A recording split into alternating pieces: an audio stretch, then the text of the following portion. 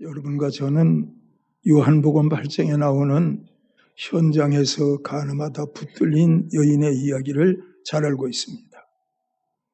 바리새인들은 이 여인에 대해서 가늠하다 잡힌 여인은 돌로 치라고 명하였거늘 선생은 이 여인을 어떻게 하겠습니까? 예수님에게 물었어요. 그때 예수님 3번 말씀하셨는데 글로 쓰시고 일어서셔서 한 말씀하셨는데 너희 중에 죄 없는 자가 먼저 돌로 치라. 죄 없는 자가 먼저 돌로 치라. 그 여인을 돌로 치려고 했던 사람들이 예수님 하시는 말씀을 듣고 양심의 가책을 받아 다 자기 곳으로 돌아갔더라 말씀하고 있어요. 여러분과 저는 지난 한 주간 지내오면서 어떤 가수 한 사람이 돌에 맞아 죽는 광경을 신문을 통해서 TV를 통해 보셨을 거예요. 유명한 분이죠.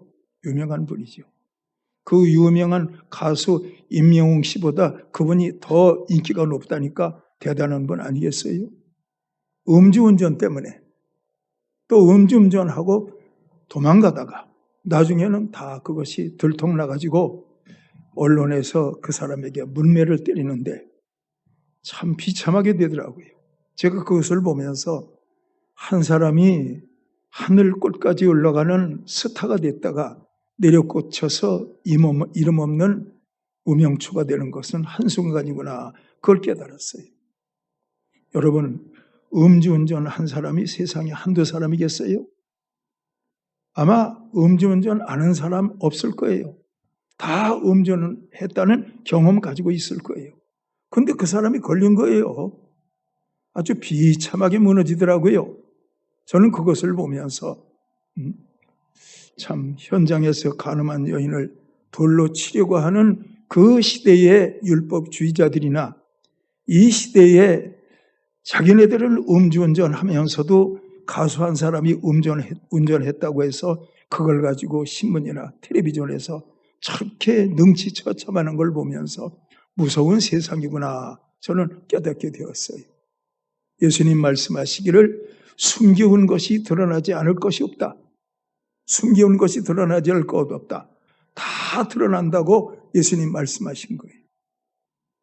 또 보니까 그 개훈련시키는 그분 또 이번에 또 죽어나더라고. 그냥 계속 신문에 나오고 하니까 완전히 그 사람이 초죽음이 된 거예요.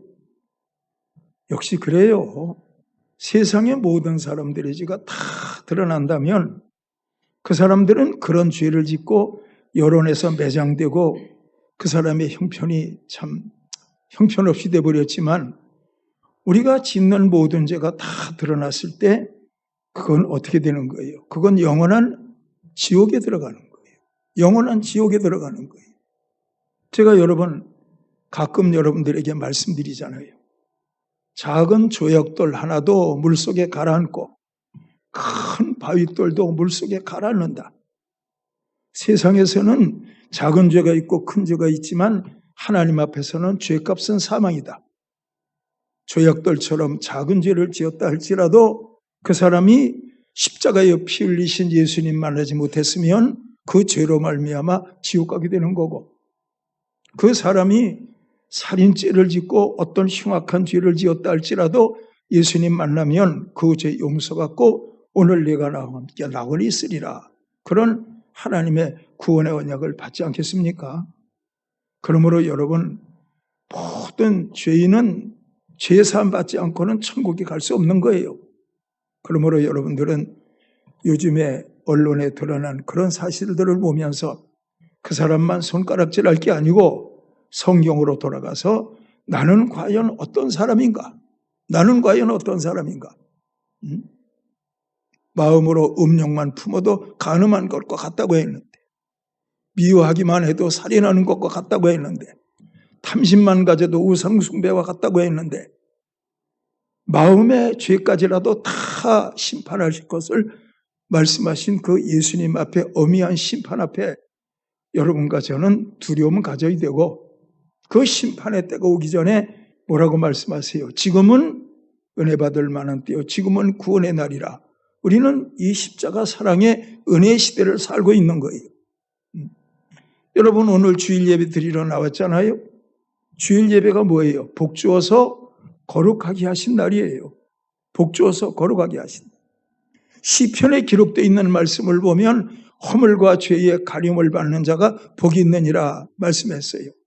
그러므로 이 시간 여러분들이 저와 함께 예배를 드리면서 예수님의 보혈로 죄 사함 받으면 여러분들은 복을 받은 사람이에요. 허물과 죄의 가림을 받는 자가 복이 있느니라. 보혈 찬송 불렀어요. 또 보혈에 관한 말씀을 들었어요. 그러면 여러분 그 시간을 통해서 허물과 죄를 사함 받은 여러분들이잖아요. 그러면 죄 사함 받고 돌아가는 여러분이니까 복 주어서 거룩하게 하신 날이니까 죄 사함의 복을 경험하고 돌아가는, 허물과 죄의 사함을 받고 돌아가는 거예요. 그것이 여러분들에게 복인 거예요. 거룩하게 하신 날, 거룩이라 구별했다고 말이에요. 여러분들은 구별하신 거예요. 죄 사함 주시고서 너는 나의 성도야. 죄 사함 받았으니까 이제는 구별된 사람 아니겠니? 우리 예수님이 그렇게 여러분과 저를 향해서 말씀하시는 거예요. 모든 사람들은 다 죄인이에요. 죄를 피할 수가 없어요. 예? 그래서 여러분 욥기서에 보면 해도 달도 하나님 앞에 깨끗하지 못하다. 여러분 해가 죄를 짓습니까? 달이 죄를 짓습니까? 근데 욥을 통해서 말씀하시기를 해와 달도 하나님 앞에서는 명랑하지 못하다. 그렇게 말씀하시는 하나님 앞에 여러분들이 알 것은 모든 죄인은 다 지옥 간다. 모든 죄인은 다 음부에 던져진다. 그런데 감사하게도 대속물 대신 예수님을 이 땅에 보내주셔서 여러분과 저의 죄를 위해서 십자가에서 피 흘려 죽게 하심으로 말미암아 죄를 자백하기만 하면 우리의 모든 죄를 용서하신다는 거예요. 마음으로 지은 죄도 용서하시는 거예요. 행동으로 지은 죄도 용서하시는 거예요. 그리고 여러분들을 향해서 의롭다 말씀하시는 거예요. 한 번도 죄를 짓지 아니한 상태로 여러분들을 되돌려 주시는 거예요. 그것을 의롭다고 하는 거예요. 그렇게 된 사람을 의인이라고 하는 거예요. 심판하시는 그날에 의인은 천국에 가거든요. 의인은 낙원에 들어가거든요. 이런 은혜로운 말씀이 여러분들에게 항상 깨달아지기를 바라고, 여러분들을 비추는 말씀이 되기를 바라고, 그래서 십자가의 그늘 속에 살아서 죄 용서받고 살며 죄 사함의 선물인 성령님이 여러분들 가운데 임함으로 성령 안에서 하나님과 교제하며 살 수 있는 그런 영에 속한 신앙들이 다 되어지기를 축원합니다. 그렇게 되어지기를 축원합니다. 오늘 본문 말씀해 보니까 성령의 사람 빌립에게 하나님의 사자가 나타나서 말씀하시고 있어요. 너는 예루살렘에서 가사로 내려가는 길까지 가라. 그 길은 광야길이라 말씀하고 있어요. 그 길은 광야라. 여러분 우리가 서울을 가면 서울 가는 목적이 있잖아요. 부산을 가면 부산 가는 목적이 있잖아요. 어디를 간다고 할 때 우리는 목적이 있어서 그 목적지를 생각하면서 가게 되는 것인데 오늘 이 말씀 보니까 그 길은 광야라. 광야라. 풀 한 폭이 존재할 수 없는 사막이란 말이에요. 광야. 그런데 하나님이 그 길을 가라는 거예요. 하나님의 사자를 통해서 하나님이 말씀하시는데 이렇게 말씀하시는 하나님 앞에서 빌립은 뭐라 그래요? 그냥 가는 거예요. 그냥 가는 거예요. 똑똑한 사람 같으면 반문하지 않겠어요? 하나님, 그 길은 광야잖아요. 그 길은 사람이 살지 못하는 땅이잖아요. 근데 거기를 왜 나를 가라고 해요? 그 길은 광야인데요. 그렇게 반문했을 거예요. 근데 빌립은 그냥 간단 말입니다. 가는 거예요. 그러므로 여러분들 아실 것은 하나님은 하나님의 사자를 통해서 말씀하시든지 강단에 있는 하나님의 종을 통해서 말씀하시든지 여러분들이 성경을 읽을 때 성경을 통해서 말씀하시든지 하나님은 순종할 사람을 통해서 하나님의 명령을 깨닫게 하시는 거예요. 순종할 사람. 그 사람이 순종 안 할 사람이야. 그러면 하나님 말씀 안 하세요. 하나님 침묵하시죠.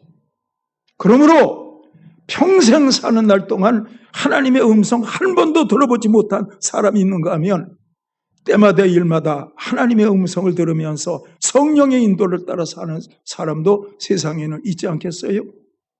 성령 충만하면 성령은 순종케 하는 영이에요. 성령은 충만케 하면 순종하게 하는 영이기 때문에 순종하게 하는 영에 붙들린 사람은 하나님께서 그 사람에게 말씀하시기를 기뻐해요. 너는 말만 하면 순종하더라. 너는 말만 하면 순종하더라. 나는 누구에게는 말하고 싶지 않아. 그 사람은 순종하지 않더라. 너는 그런데 말할 때마다 순종하더라. 난 너에게 자꾸 말하고 싶거든.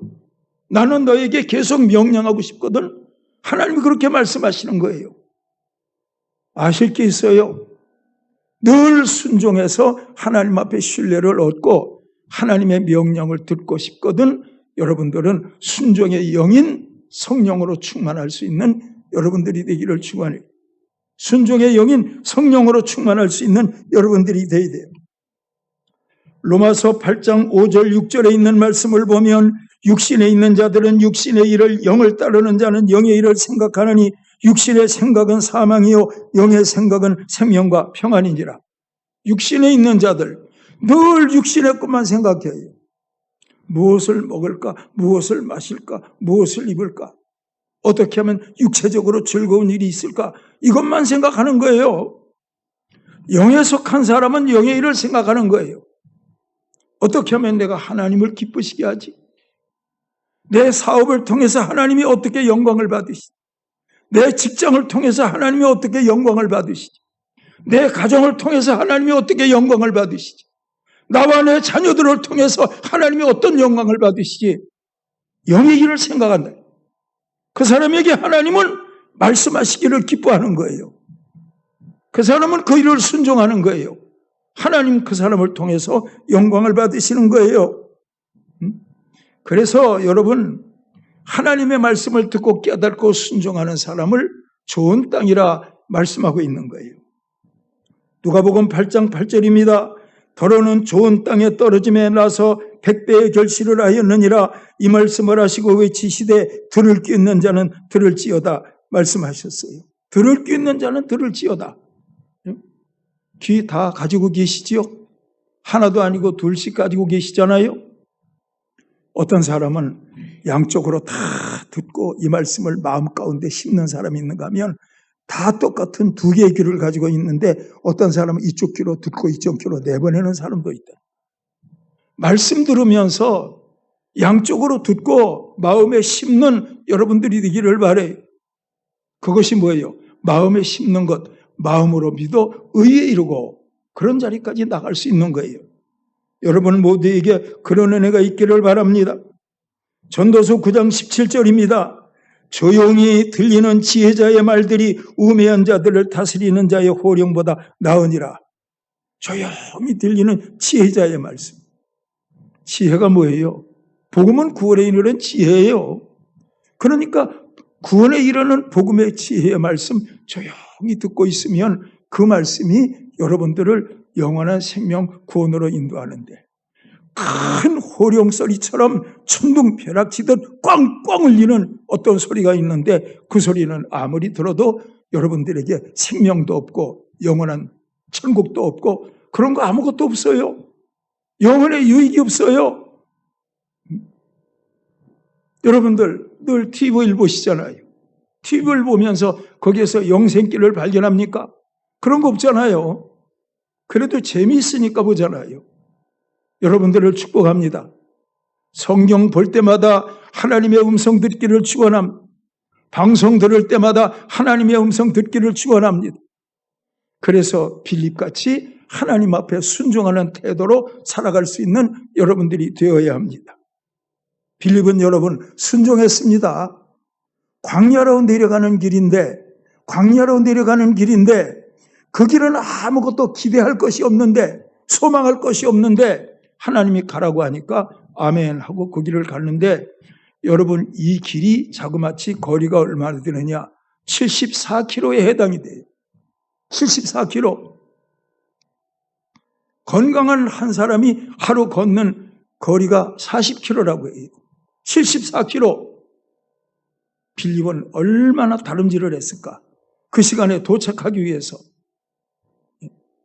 조금 있다가 이어지는 말씀을 볼 것 같으면 빌립이 가서 보니까 병거 하나가, 수레 하나가 달려가고 있는데 수레가 왕궁에서 타는 좋은 수레예요. 그 수레가 달려가요. 2마리의 말들이 끌고 있어요. 빠른 속도로 달려가는 거예요. 근데 여러분 놀라지 마세요. 빌립이 얼마나 성령으로 충만했든지 74km를 달려가서 가세로 내려가는 길에 병거 타고 가는 이 내시를 만난다니까. 얼마나 빨리 달려갔든지. 성령이 이끄시면 주를 앙모하는 자, 피곤치 않고 곤비치 않고 독수리 날개치며 올라가면 같을 수 있는 거예요. 믿습니까? 믿기를 축원합니다. 40km밖에 못 가는데 어떻게 74km를 갑니까? 그것은 빌립이 성령께 이끌렸기 때문에 다름질을 해서 엄청난 초속도로 거기까지 갈 수 있었던 거예요. 빌립이 거기에 갔어요. 그랬더니 하나님께서 간다기의 국고를 맡은 내시가 병거를 타고 가는데 그 사람 만나게 하신 거예요. 만나게 하신 거예요. 만나면 참 중요하지요. 만나면 중요해요. 내시가 빌립을 만났다고 하는 것도 중요하고 빌립이 내시를 만났다고 하는 것도 중요해요. 저는 자세히는 모르겠지만 오늘날 이디오피아에는 기독교인의 숫자가 61%라고 그래요. 기독교인 숫자가 61%. 제가 감히 생각하기로는 그때 이 빌립이 내시에게 복음을 전했고 내시가 자기의 주인인 재무부 장관에게 복음을 전했을 것이고 그 복음이 편만하게 전파됐을 것이고 그래서 지금은 이디오피아의 기독교인들의 숫자가 60%를 넘는다는 거예요. 이디오피아의 국교가 기독교예요. 지금은 그렇게 된 거예요. 내시 한 사람이 빌립을 만난 거예요. 빌립이 그 사람에게 복음을 전한 거예요. 여기에 대해서 얼마나 놀라운 파급적인 역사가 일어났으면 오늘날의 에티오피아에 그렇게 많은 사람이 예수를 믿을까? 여러분들 놀랍지 않습니까? 과연 여러분들 믿으시기를 축원합니다. 한 개의 사과에는 7개의 씨앗이 있지만 7개 씨앗 속에는 얼마나 많은 사과나무가 있는지 그걸 모른다. 자, 의미 있는 말이에요. 오래전에 설교할 때 그 설교했어요.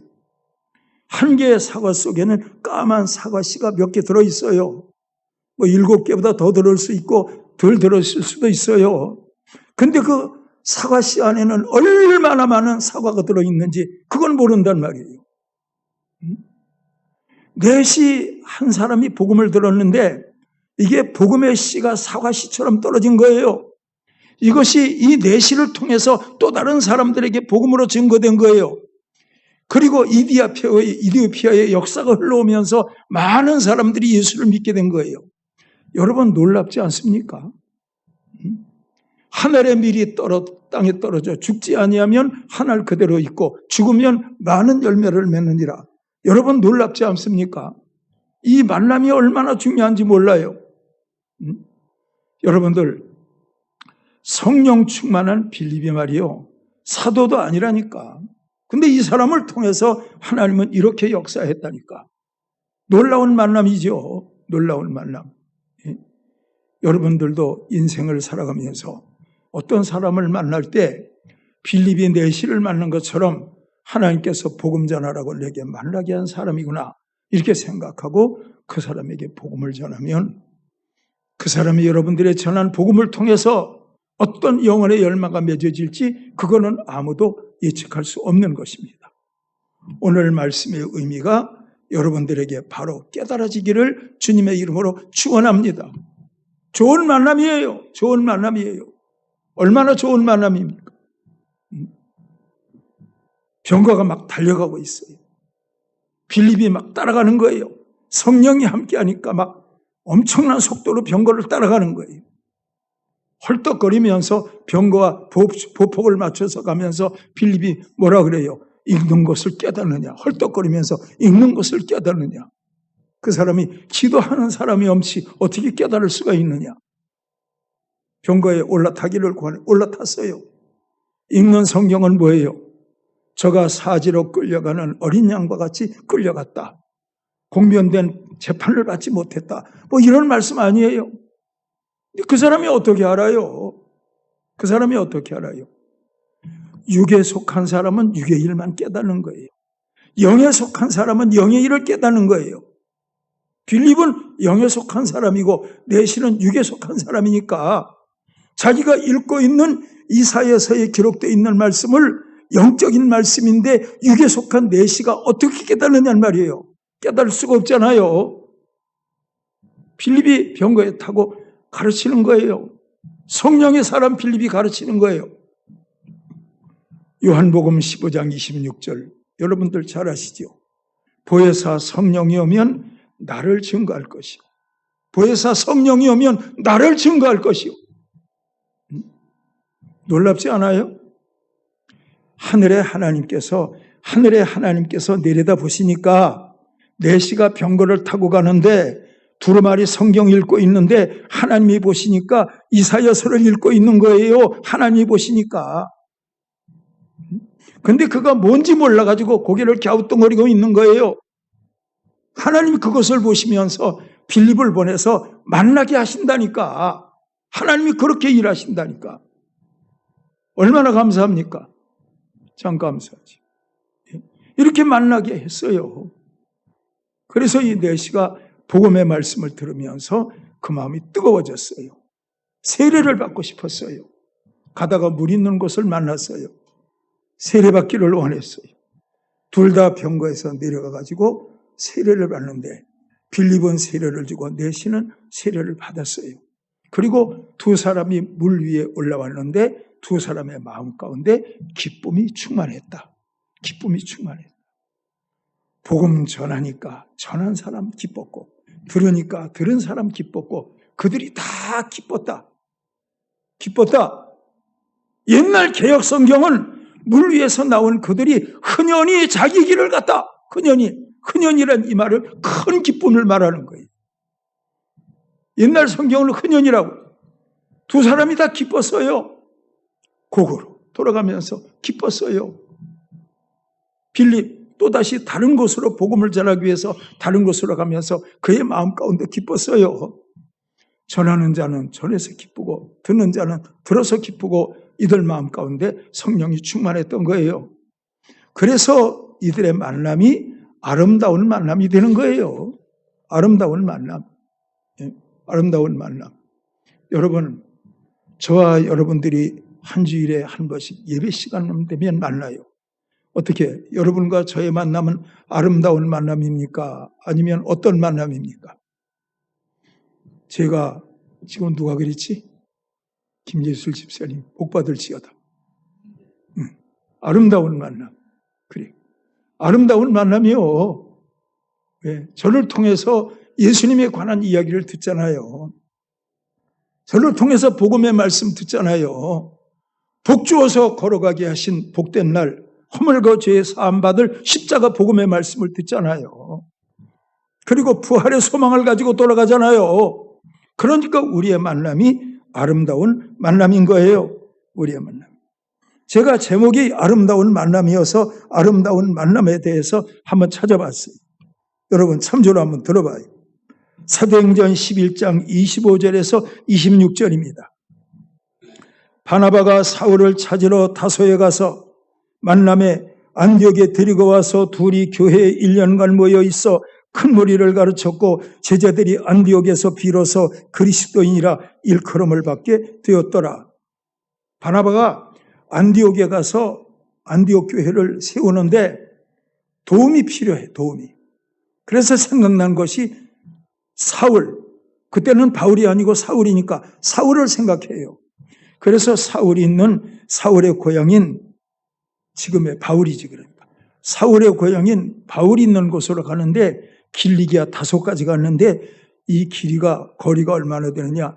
226km예요. 226km를 바나바가 안디옥에서 길리기아 다소까지 오늘날 튀르기아 여기까지 걸어가는 거예요. 걸어가서 박해자 사울, 나중에는 바울로 이름 바뀌었지만 이 사람을 만나는 거예요. 14년 동안 고향에 파묻혀 있던 사울 바울을 만나가지고 우리 함께 일합시다. 그래서 안디옥 교회로 함께 동행해서 올라오는 거예요. 그래서 바울의 이방 전도가 그래서 시작된다니까. 얼마나 멋있는 만남이에요. 바나바가 바울을 찾아가서 만나지 않았더라면 이방 전도가 어떻게 됐겠어요? 그렇게 해서 아름다운 만남이 이루어지니까 바울을 통해서 하나님의 역사가 이루어지고 그 복음이 오늘날 우리에게까지 증거가 된 거예요. 아름다운 만남이에요. 창세기 33장 10절 야곱과 에서가 만나는 만남, 아름다운 만남이에요. 에서의 칼에 죽을 줄 알았는데 이름이 이스라엘로 바꿔진 다음에 에서를 만나게 되는데 에서가 마음이 완전히 천사처럼 달라져 있어요. 보십시오. 야곱이 이르되 그렇지 아니하니이다. 내가 형님을 눈앞에서 은혜를 입어 싸우면 청하건대 내 손에서 이 예물을 받으소서. 내가 형님의 얼굴을 배운즉 하나님의 얼굴을 본 것 같사오며 형님도 나를 기뻐하심이니이다. 얼마 전까지만 해도 그 형의 칼에 죽을 걸 생각하니까 형만 생각하면 두려움에 치를 떨었는데 에서의 마음을 하나님이 바꾸셨어요. 야곱도 하나님이 두려움 사라지게 했어요. 에서를 딱 만나는 순간 에서의 얼굴을 보니까 천사의 얼굴 같아. 야곱을 죽이려는 얼굴이 아니야. 하나님이 밤새 에서의 얼굴을 변화시킨 거예요. 그때 이 야곱이 말하기를 내가 형님의 얼굴을 보니까 하나님의 얼굴을 보는 것 같습니다. 악을 선으로 바꾸셨거든요. 악을 선으로 바꾸고 믿으시기를 축원합니다. 악을 선으로 바꾸고. 계시록 21장 4절 아름다운 만남. 모든 눈물을 그 눈에서 닦아주시니 다시는 사망이 없고 애통하는 것이나 곡하는 것이나 아픈 것이 다시 있지 아니하리니 처음 것들이 다 지나갔음이로라. 7년 대환란이 다 끝났어요. 모든 믿음의 사람들이 이제는 천국 잔치 끝내고 영원한 생명이 들어가는 거예요. 계시록 생명이 들어가는 거예요. 이 광경을 사도 요한이 보고 계시록 21장 4절에서 아름다운 만남으로 놀랍게 묘사하고 있는데 모든 눈물을 그 눈에서 닦아주시니 다시는 사망이 없고 애통하는 것이 없고 곡하는 것이나 아픈 것이 다시는 있지 아니하리니 처음 것들이 다 지나갔음이로라. 이게 아름다운 만남이요. 영원한 천국 들어가실 때 그때는 부활의 몸이겠지, 휴거의 몸이겠지. 이런 은혜가 여러분들 모두에게 함께하기를 축원해요. 고린도전서 13장 12절 아름다운 만남. 우리가 지금은 거울로 보는 것 같이 희미하나 그때는 얼굴과 얼굴을 대하여 볼 것이요 지금은 우리가 부분적으로 하나 그때는 주께서 나를 아신 것 같이 내가 온전히 알리라.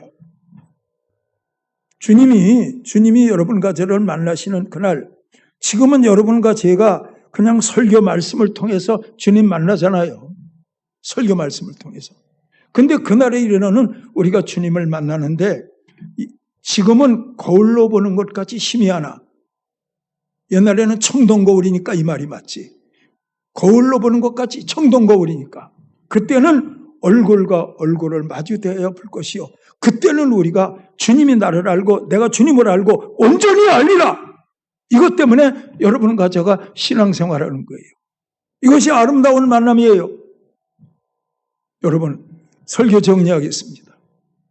주일날마다 저를 만나는 여러분들과 저와의 만남도 아름다운 만남이고, 빌립 집사와 내시의 만남도 아름다운 만남이고, 주님이 재림하시는 그날에 정결한 그리스도의 신부의 자격으로 주님을 만날 때 그 만남도 아름다운 만남이 될 것입니다. 여러분, 우리는 이것 때문에 신앙생활하는 거예요. 신앙의 목적을 잘 알고 믿음 생활 똑바로 할 수 있는 여러분들이 되어야 될 것이요. 제가 여러분들에게 우리는 아름다운 만남입니다. 그러면은 아멘 해봐요. 우리는 아름다운 만남입니다. 예, 재림의 날 더욱 아름다울 것입니다. 기도하시겠습니다. 하나님 아버지, 감사합니다. 성령에 속한 사람 빌립과 같이 하나님의 음성 듣게 해주시기를 원하옵나이다. 들었으면 빌립과 같이 순종하는 자가 되기를 원합니다. 빌립은 레시를 만났지만 우리는 복음을 가슴에 품고 내가 전도해야 할 사람들을 만남으로 말미암아 아름다운 만남을 만들어갈 수 있는 우리의 모습들이 되어지기를 원하옵나이다. 그리고 하나님 아버지, 우리의 삶에도 이런 다양한 만남을 통해서 영혼의 열매가 맺어지기를 원합니다. 감사드립니다. 예수님의 이름으로 기도드리옵나이다. 아멘.